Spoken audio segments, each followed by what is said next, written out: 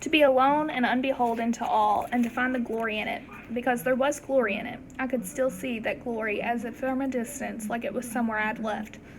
The light of it far from me now and unreachable. In its place came desires so alien that I could only assume they had been inside me for a long time, like splinters or shrapnel waiting to be pushed to the surface. Desires I'd never even encountered, like holding a soft thing with large eyes or a humming song without words.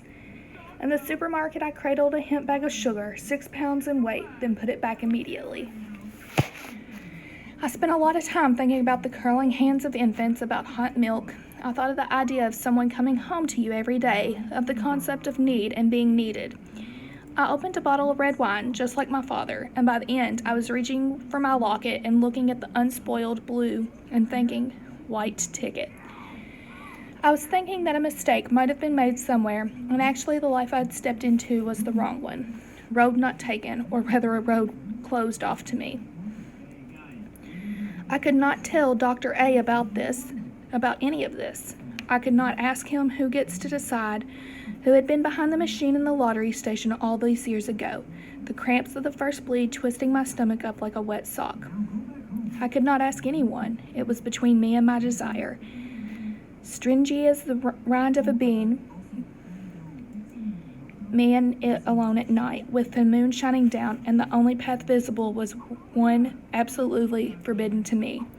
And yet I wanted it, wanted it, wanted it.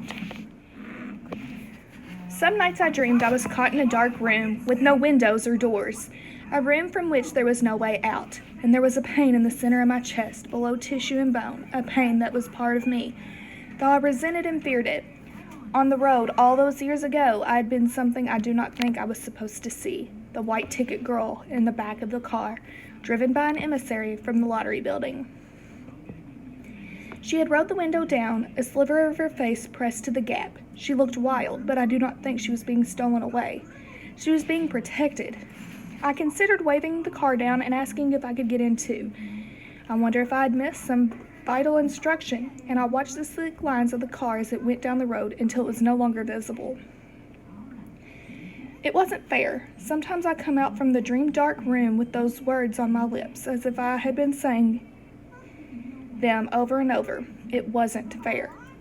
When I thought about burning my life to the ground, which I was thinking about increasingly often, I wondered whether there were white ticket women who wanted to burn theirs to the ground too. To be alone and unbeholden to all, and to find the glory in it, because there was glory in it. I could still see the glory in it from a distance, like it was somewhere I'd left, the light of it from far.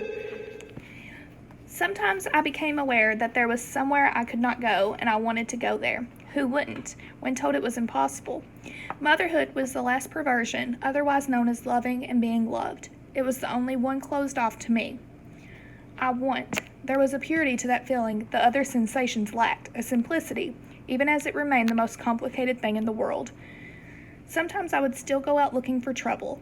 Sometimes I would sit up at the bar or on the other side of the city and order drink after drink, staring at someone until they stared back.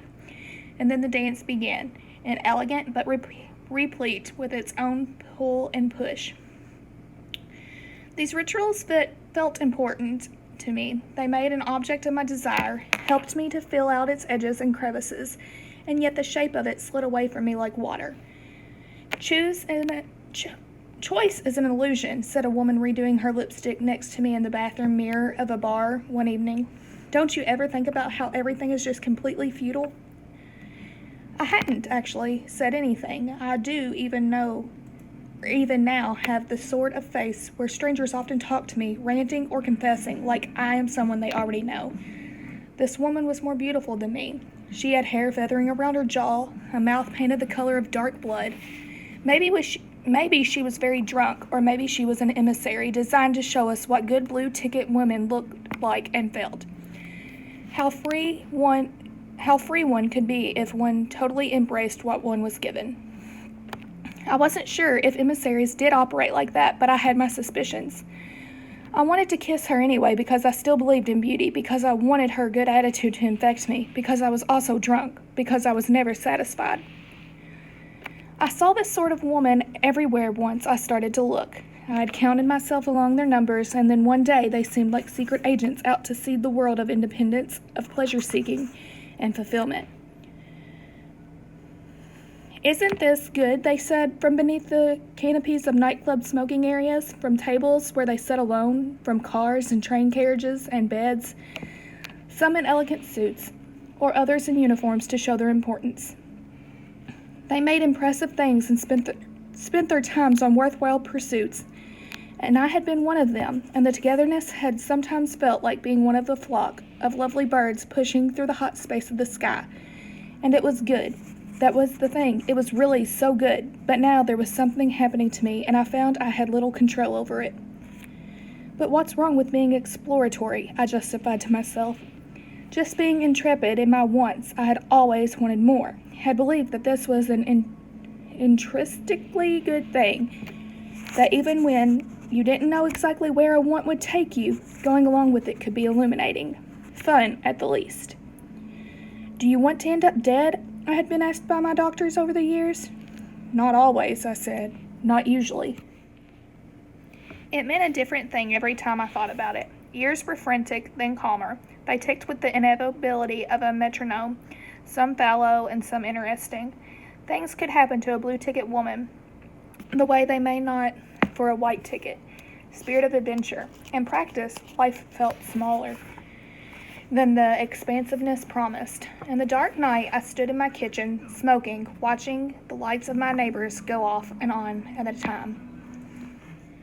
I no longer asked men the age of my father to hit me in the face or stayed up for 3 nights at a time. I lived a mostly quiet life. My impulses were not always as uncontrollable as they seemed. By now I knew broadly which ones could have made me happy and which ones would not. Chapter 4. That's how your life becomes a set thing, written and unchangeable. It was an object that did not really belong to me, and to wish for any other was a fallacy at best, treasonous or worse. Blue ticket. Don't underestimate the relief of a decision being taken away from you. Blue ticket. I was not motherly. It had been judged that it wasn't for me by someone who knew better than I did. Blue ticket. There was lack in my brain, my body, my soul, or something. There was a flaw I should not pass on, a warmth I was missing. Blue ticket. My life was precious enough as it is. I wasn't to be risked. Blue ticket. Some called it a noble sacrifice, others a mercy. It meant a different thing every time.